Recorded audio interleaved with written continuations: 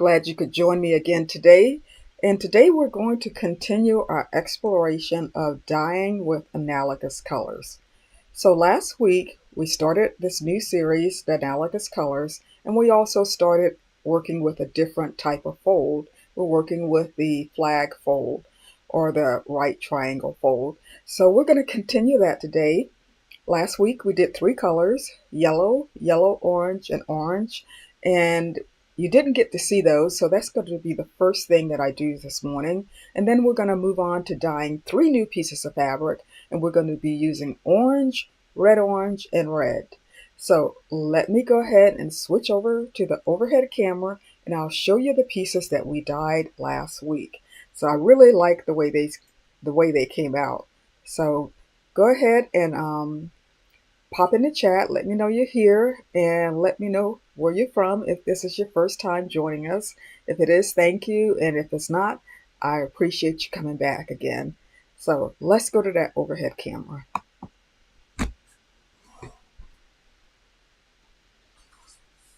Okay, so I have these three pieces here. This top piece was clamped with a hexagonal tile, and you can see the fold here. So that's our flag fold, and the tile was here. And I used the three colors, yellow, yellow, orange, and our orange, we muted just a little bit with a little bit of gray so that it wasn't so bright. And you can see that here. So this is number one. This next piece, I want to show you this one next. So again, these are the same three colors, our yellow, orange, and the orange. And you could see the fold here. And this was clamped with a piece of wood across like this, and the color was applied to the three corners. So I really like the way this came out. And this one is very obvious that the 8-sided design that you get, the octagonal type of design you get with the flag fold. So you got 1, 2, 3, 4, 5, 6, 7, 8. And you get this pattern in the middle also. And that's what I like about the Itagini series. You get two patterns. So you get your main one that really catches your eye. There's also a secondary pattern that shows up. And let's go to the last one. This one was a little bit of a surprise, but I like the surprise that happened. And this was clamped with a ceramic tile, similar to this. Okay. And normally when I clamp or when I use ceramic tiles, I try to put the tile side down against the fabric, but I accidentally put the back side against one side of the fabric, and I got these lines. And first I was like, oh, but then I really like these. So today I'm going to use the same tile, and I'm going to purposely put the back side against the fabric so I can get some on the other end also, and maybe, if I'm lucky, get some in the beginning. So these are the three pieces from yesterday or last week, and now what we'll do is move on to the other pieces. But hold on a minute, I forgot to set something up, so I'll be right back.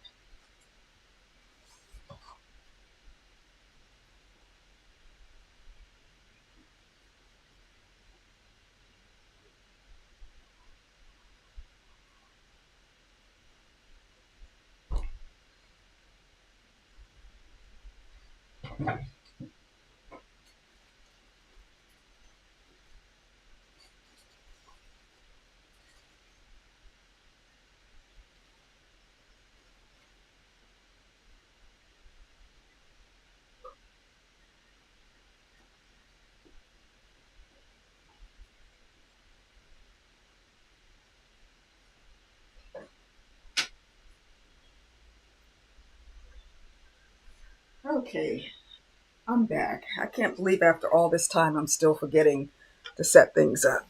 But I forgot to soak my pieces in the soda ash, so let me do that. And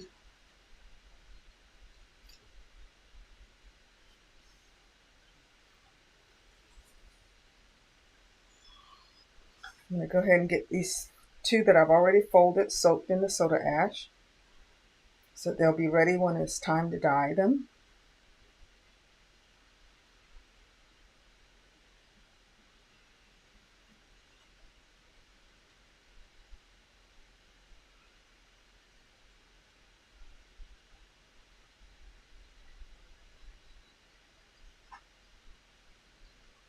So let me put that out of the way.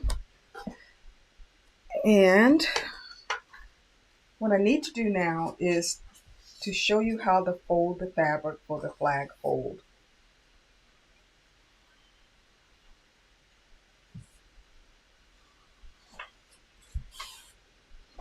Move these out of the way so I don't get more dye on them. So all of the fabrics, no matter which fold that we use, they all start out the same way. So this one I pre-folded for the first step, and it's quite simple. This piece of fabric is 15 by 15 inches, and the first step of the fold is to fold it in half, the long direction, but since this is a square, it doesn't matter. And then take this raw edge and fold it back to the center. And we're going to flip it over and take this raw edge and fold it back to the center. So that's the first step of the fold. And I like to press my folds in. I like nice crisp folds. So I go ahead and press them in.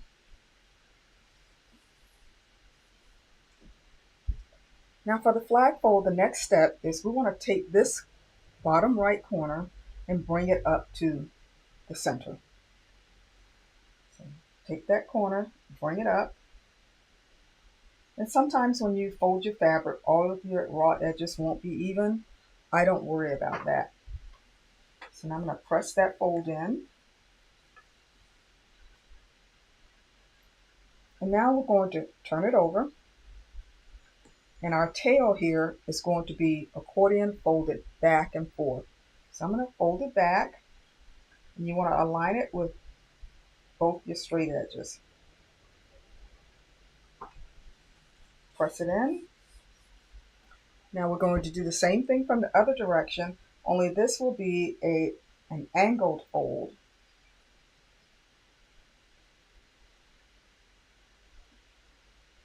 So we want to bring it back, align it with this edge and with our angle. And then we'll repeat that process until everything's all folded.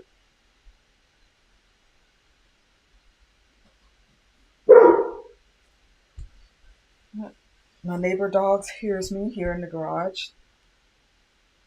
I guess he wants to join in. So we'll just repeat this fold.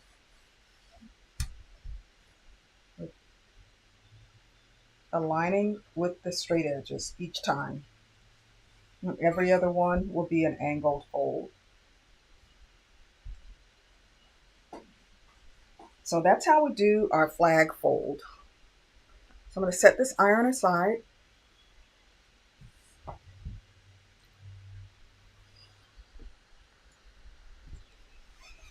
And bring out the dies.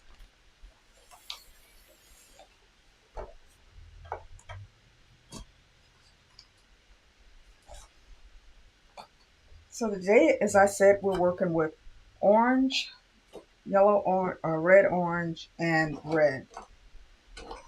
If you watched me last week, you remember that I said you want to have one color that's dominant and you want to tone back, and at least one color should take center stage. So to do that, I've been muting my colors with gray, and my gray bottle leaked. So I think what I'm going to do is mute the red with gray. So this one is the red, and this is mixed red. It's Pro Chemical and Dye, strongest red, and basic red, I think, or mixing red. I can't remember. I'll put that in the notes. And this is red orange. So this is a mixture of equal parts red and equal parts orange. And I've got my gray here to tone it down. And I think I'm going to tone down the red because the red is quite strong. So I'm just going to pour a little bit of the red in here. I tone down my entire bottle of red, just enough to do what I need to do today. And then I'm going to put a couple drops of the neutral gray in with the red so we can tone it down. And I should have my gloves on. I've already got dye on my fingers from this bottle this morning. So I'm going to put a couple drops.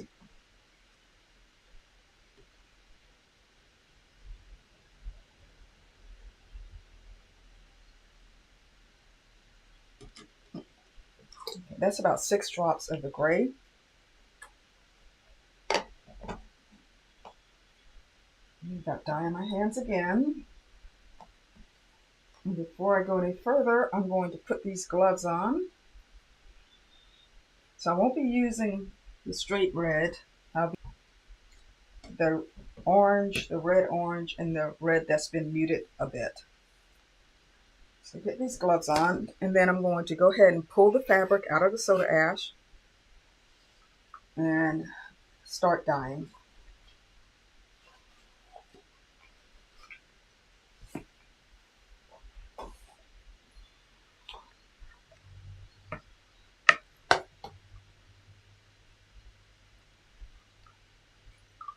Looks like I'll have to refold these.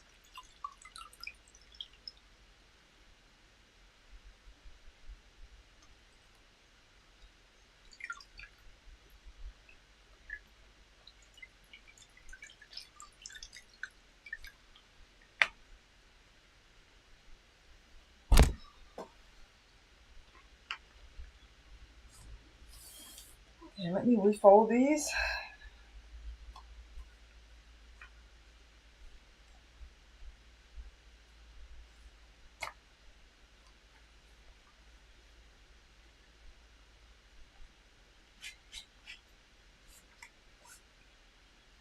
I'll just fold this back and forth, lining my edges.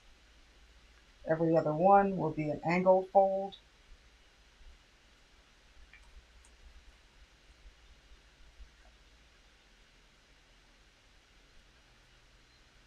Okay, that one's done. I'll set that off to the side. And let's do this other one.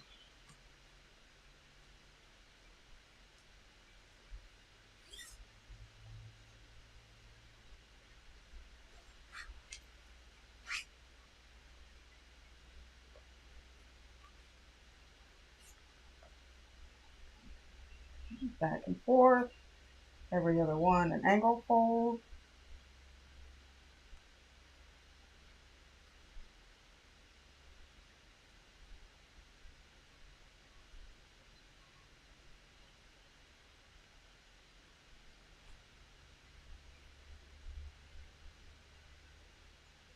Okay, so we're all folded now. It's time to clamp and dye.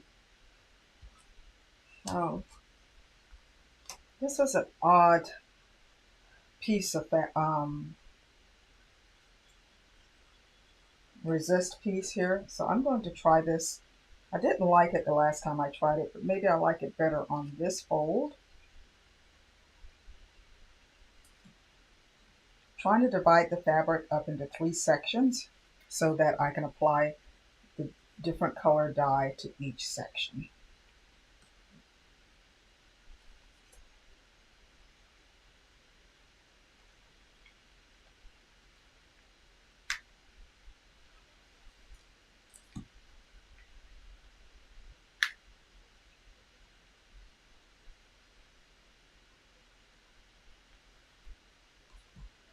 Hold on, I need a bigger clamp to go here.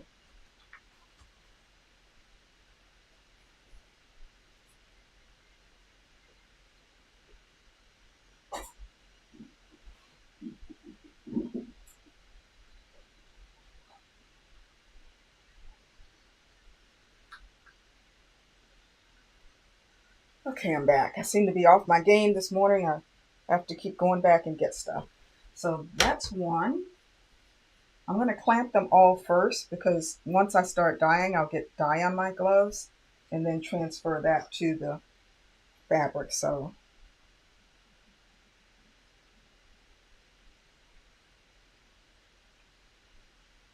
trying to divide the fabric up into thirds. It's a little hard with this.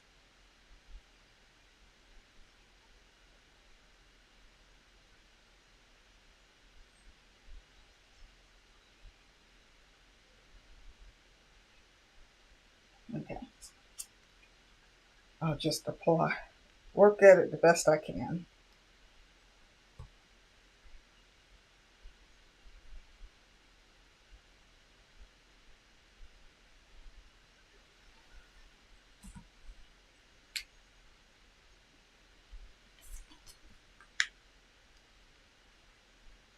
I get my last piece of fabric out of the soda ash.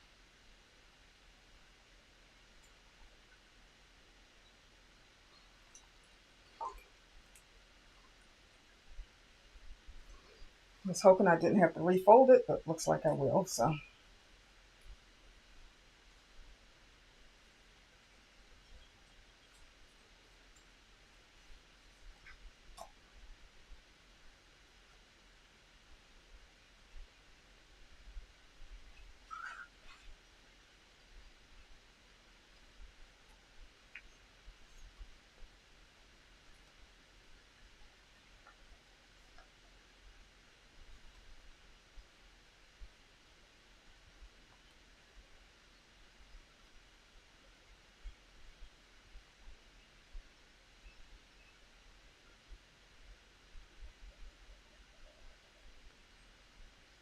okay, almost done there. Okay, now for this piece, I'm going to use the ceramic tile. And I'm going to purposely put the ridges down against the fabric. Now, it is stained from some previous dyes, and I did have some of that show up, but it rinsed out. So we'll see how it goes.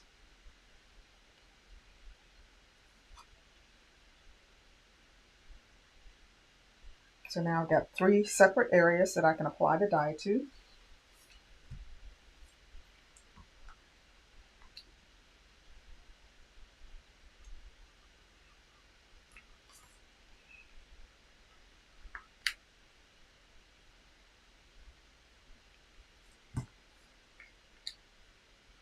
Okay, now we are ready to dye.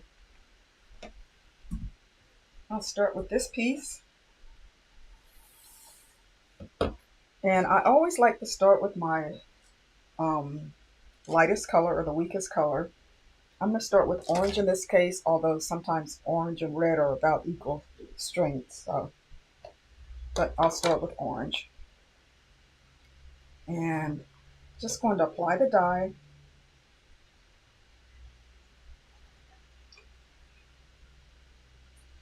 Making sure I get down in between the folds.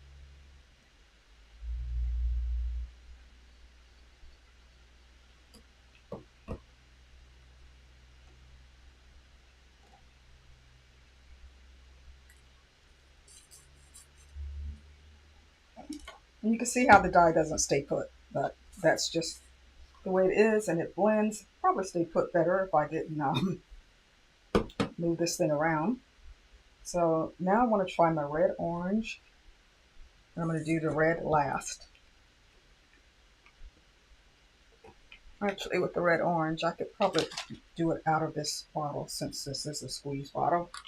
I'm going to put that here in this other corner.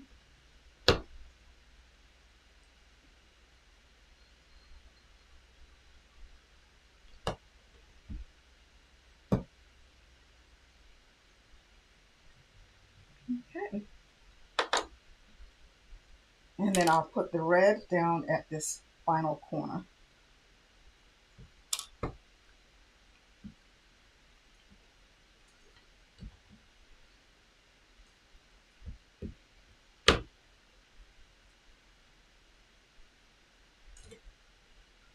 So the red's still going to be strong, but it won't be as bright as it normally would.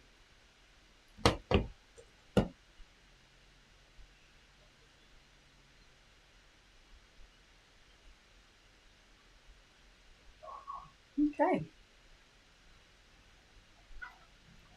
I'm going to put this in another container and set it off to the side. And clean up here before I bring my next piece of fabric onto this tray.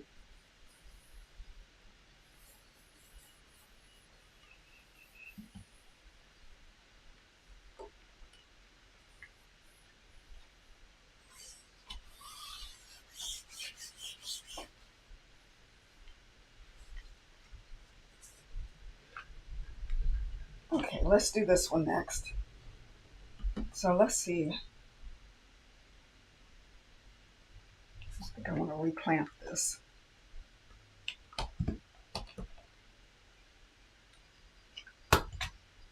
I want to center this more on the fabric right now. It's kind of off center.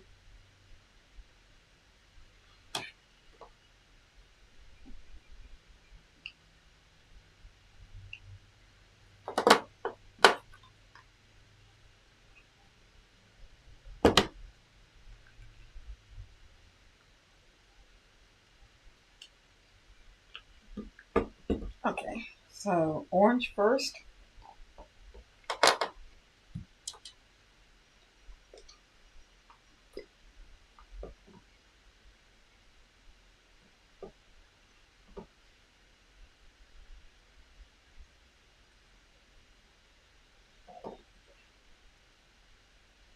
And the way I'm deciding where to put each color is I want to have the strongest color sort of centered between the two weaker colors. So that's where I'm putting the red in the center. Okay, this is red orange. I'll put it over here opposite the orange.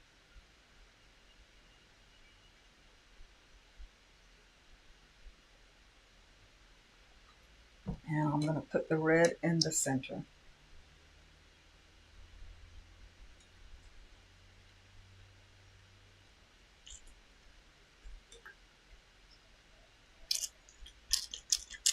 I'll flip everything over here.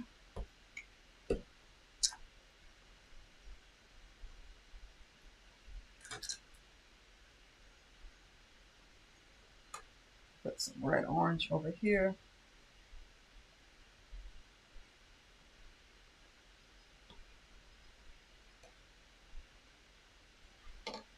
And come back with a little more orange over here.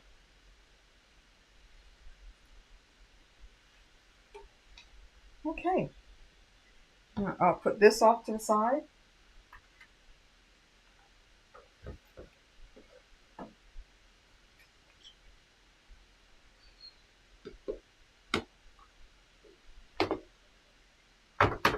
And clean up my tray again.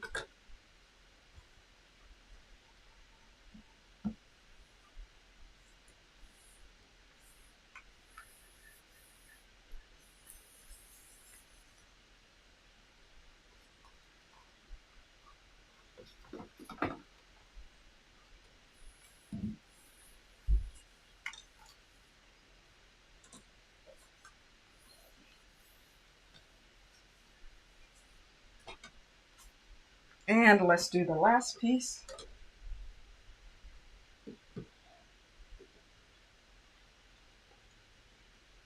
Put orange on one corner. I know it's going to bleed into the middle, but that's okay. And put red orange on this opposite corner. And let them bleed the way they want to.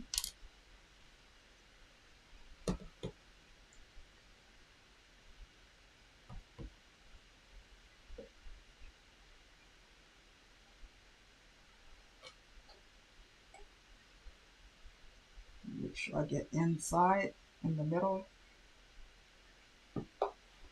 And now I'm going to put red in the center.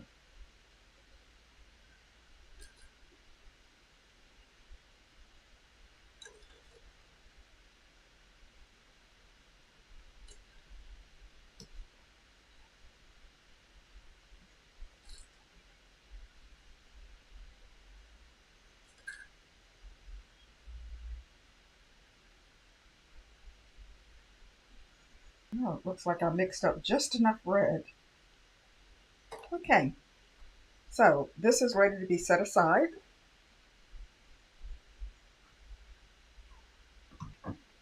And I'll come back. Let me just put my cap on here so I don't spill anything.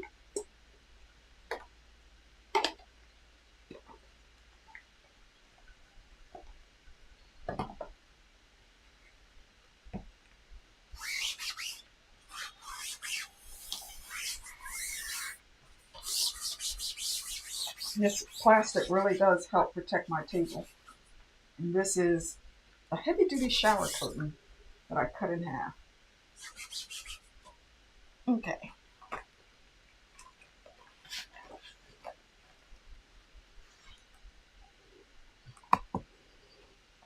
So can't talk this morning. Really off my game this morning. So those three pieces have been dyed, but let me bring up something that I want to share with you. I created this little document talking about analogous colors. So let me just bring that up and hopefully you can see that. And so we're now working with color schemes. And a color scheme is basically just a planned combination of colors that will be used together in a design.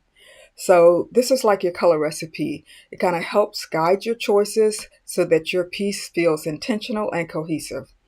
And this applies whether you're dyeing fabric, printing with rust, or creating a painting, or choosing thread for stitching.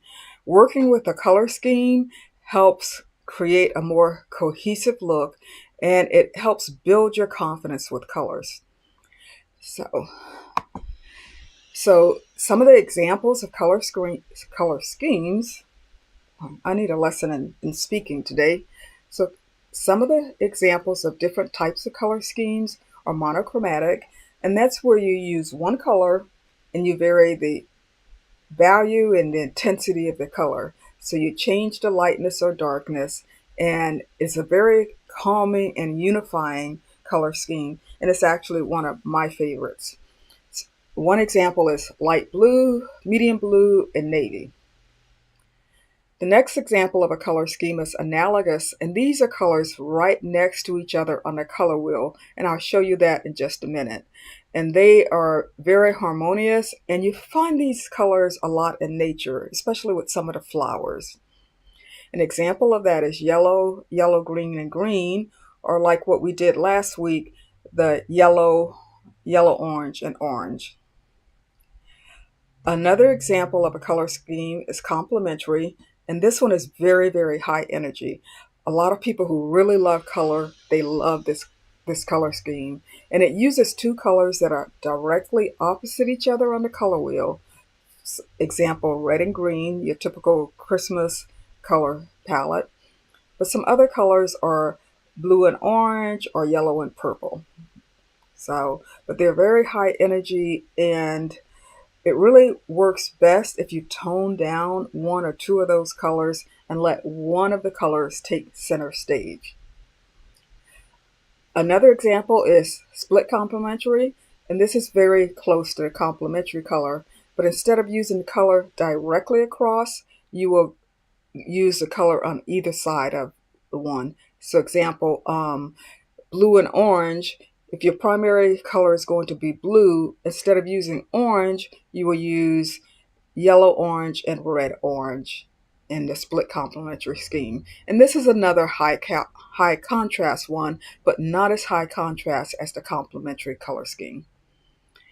And the final one I want to talk about is the triadic color scheme. And you see this a lot with the primary colors, red, yellow, and blue. I call this the Crayola color scheme because it's typically the colors that kids are drawn to when they first start coloring.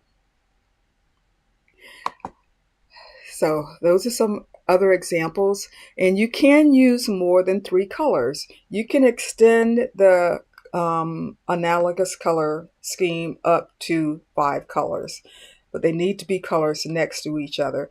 And the reason this color scheme works so well is all of the colors have something in common. Like last week when we did the yellow, orange, and orange, all three of those colors have yellow in common. And Today we're using orange, and red, and all of those colors have orange in common because red is basically orange and yellow. So that's a quick look at the different types of color schemes, and I just wanted to go over that with you so that you have an idea of what we're going to be working on in this series. And that's it for today. I need to let these fabrics sit overnight, and tomorrow morning before our session, I will wash them out and dry them so that you can see what they look like. So I hope to see you back here again tomorrow. Thanks for visiting today. And if you haven't already, check out some of the other live streams. And if you missed this live, go ahead and leave a comment on the replay, and I will answer and reply to any comments and questions you have. Thanks again, and I'll see you tomorrow.